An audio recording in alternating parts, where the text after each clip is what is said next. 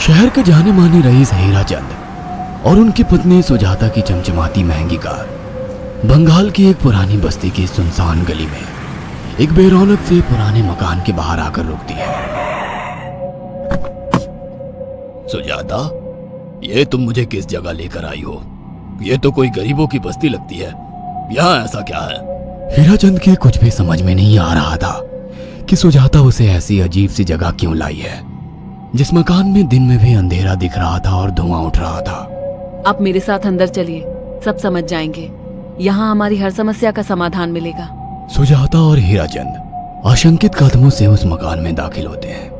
तभी उन्हें किसी महिला की बाहरी आवाज सुनाई पड़ती है, चले आओ, चले आओ। हीराचंद ने देखा कि उस मकान के अंदर अंधेरा था। अचानक हीराचंद की निगाह एक कमरे की ओर पड़ी, जिसके अंदर हल्की हल्की सी रोशनी आ रही थी और उस कमरे के अंदर से धुआं उठ रहा था। शायद उस कमरे के अंदर आग जल रही थी। है? ये किसकी आवाज है? यहाँ इतना अंधेरा क्यों है और ये धुआं कैसे उठ रहा है? मेरा तो यहाँ दम घुट रहा है। सुजाता और हीराचंद धीरे धीरे कदमों से उस कमरे के अंदर चले गए। अंदर वाले कमरे में बिखरे बाल वाली एक खूबसूरत सी बूढ़ी औरत सामने जल रही आग में एक मुर्गी की गर्दन काटकर उसका खून गिरा रही थी और मुर्गी का शरीर छटपटा रहा था। ये देखकर सुजाता को उबकाई आने लगी। हीराचंद ने सुजाता की ओर देखकर कहा, तुम ही मुझे यहाँ लेकर आई हो और खुद ही घबरा रही हो। कौन है ये भयानक सी शक्ल वाली औरत और हम यहाँ क्यों आए हैं? अचानक उस औरत ने एक झटके में मुर्गे की गर्दन धड़ से अलग कर दी। ये देखकर सुजाता के मुंह से चीख निकल गई और सेठ हीराचंद भी सहम गया। वो बहुत डरावना नजारा था। ये अघोरा ताई हैं। ये हमें अपनी काली तंत्र विद्या से संतान सुख प्रदान कर सकती हैं। इसलिए मैं आपको यहाँ लेकर आई हूँ। कैसी बात करती हो? जहाँ बड़े से बड़े डॉक्टर सफल नहीं हुए, वहाँ ये मामूली औरत क्या कर लेगी?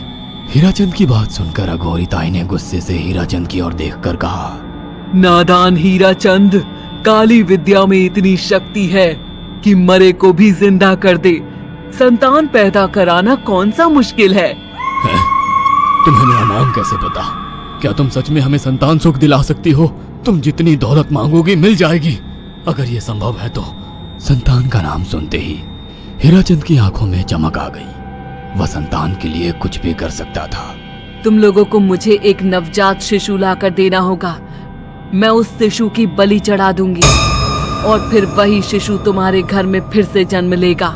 नवजात शिशु की बलि का नाम सुनते ही सुजाता और हरिचंद डर के मारे सिहर गए, पर उनकी आंखों में उनकी संतान का सपना ज्यादा बड़ा था। वो सब करने को तैयार थे।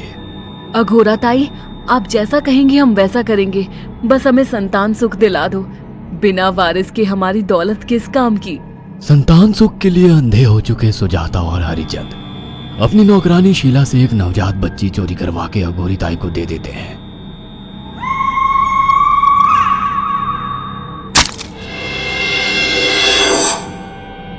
उस शिशु की बलि से सुजाता गर्भवती हो जाती है। देखा आपने अघोरा की तंत्र शक्ति? मुझे उस पर पूरा भरोसा था। चलो चलकर उन्हें धन्यवाद कहते हैं। हीराचंद और सुजाता अघोरा ताई के पास पहुंचते हैं। वो दोनों बहुत खुश थे और अघोरा पर उन्हें अंधविश्वास हो गया था। अघोरा ताई, आप महान तंत्रिका है। आपने वो चमत्कार कर दिखाया जो बड़े बड़े डॉक्टर नहीं कर सके। ये काली विद्या है बेटा। अगर तुम दोनों चाहो तो मैं इस विद्या से तुम दोनों को हमेशा के लिए जवान बना सकती हूँ। क्या सच में ऐसा संभव है? हाँ बिल्कुल, पर इसके लिए तुम्हें जवान लड़के और लड़कियों की बलि चढ़ानी होगी। तुम उन्हें यहाँ तक लाओ, बाकी मैं देख लूंगी। जवान रहने की लालच में अंधे सुजाता और हरिचंद एक अनाथ आश्रमों से हर रोज एक लड़की या लड़के को गोद लेने के बहाने अघोरी के पास बलि चढ़ाने ले जाने लगे। और एक दिन अघोरी ताई ने हीराचंद और सुजाता से इंसानी मांस खाने को कहा। पूरी तरह से इंसान से हैवान बन चुके अब वो दोनों इंसानी मांस खाने के लिए तैयार भी हो गए। ये गर्म खून और मांस खाकर तुम लोगों की उम्र भी बढ़ जाएगी। खाओ इसे। हाँ, सच में ये इंसानी मांस बड़ा स्वादिष्ट है। अघोरा ने अपनी बातों में फंसाकर सुजाता और हरिचंद को नरभक्षी बना दिया था। वो तीनों हर दिन बलि चढ़ाकर खून पीकर मांस खाने लगे। नौकरानी शीला भी नए शिकार लाने में उनकी मदद करती थी, मगर एक दिन शीला को शिकार नहीं मिला। मेम साहब, आज एक भी शिकार हाथ नहीं लगा और मैं बहुत थक गई हूँ और घर जाकर थोड़ा आराम करना चाहती हूँ। कोई बात नहीं शीला, एक छोटा सा काम है, तुम हमारे साथ चलो, लौटते में हम तुम्हें घर छोड़ देंगे। जी मेम साहब। शीला नहीं जानती थी कि शिकार नहीं मिलने से सुजाता और हरिचंद अंदर से बौखला गए थे और उनके दिमाग में एक शैतानी चाल चल रही थी।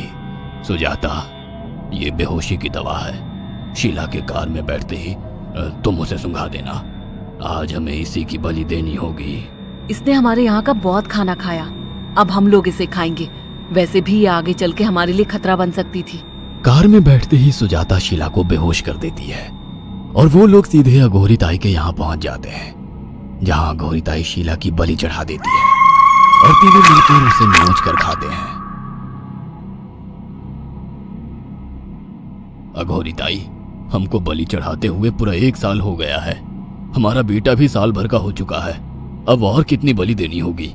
बस एक आखिरी क्रिया और बची है, उसके बाद तुम दोनों हमेशा के लिए जवान हो जाओगे।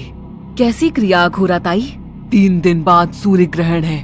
हमें पास के घने जंगल में एक विशेष क्रिया करनी होगी। उसके बाद तुम लोग कभी बूढ़े नहीं होगे। कितना अच्छा होगा, हम हमेशा जवान रहेंगे और सालों साल तक अपनी दौलत से ऐश करेंगे। हाँ, सच कहा। अघोरा ताई ने हमारे हर सपने पूरे कर दिए।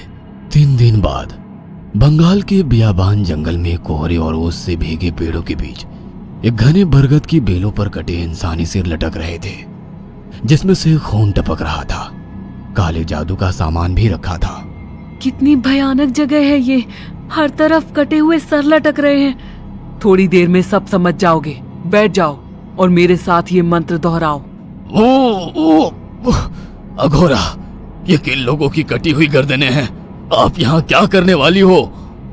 हीराचंद की बात सुनकर अघोरा जोर जोर से हंसने लगी और उसने एक शैतानी हंसी हंसते हुए हीराचंद की ओर देखकर कहा,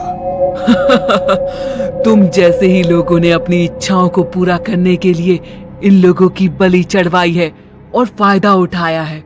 अब तुम दोनों आंखें बंद करके यहाँ बैठ जाओ और मेरे साथ मंत्रों को दोहराते जाओ। अघोरा ने सुजाता और हरिचंद को वशीकरण मंत्र और काले जादू के इस्तेमाल से सम्मोहित कर दिया और देखते ही देखते वो एक भयानक डायन में बदल गई और चीखती हुई बोली, अब मैं तुम दोनों की बलि चढ़ाकर अमर हो जाऊंगी, क्योंकि तुम लोगों ने 100 लोगों की बलि का खून पिया है। देखते ही देखते उस डायन ने फरसे से एक एक करके सुजाता और हरिचंद की गर्दन काटकर जल रही आग में बलि चढ़ा दी और उनका गर्म खून पीने लगी। जब तक तुम जैसे मूर्ख और लालची लोग अपने फायदे के लिए दूसरों को मेरे पास लाते रहेंगे, मैं उनका फायदा उठाकर ऐसे ही उनकी बलि चढ़ाती रहूंगी। दरअसल अघोरा एक डायन थी और अपना स्वार्थ पूरा करने के लिए उसने हीराचंद और सुजाता की लालच का फायदा उठाकर उनकी भी बलि चढ़ा दी। बुरे काम का बुरा ही नतीजा मिलता है। अगर आपको हमारी ये कहानी पसंद आई हो तो इसे लाइक और शेयर करना ना भूलें। साथ ही ऐसी और नई कहानियों के अपडेट्स पाने के लिए हमारे चैनल अक्षु टीवी को जरूर सब्सक्राइब करें।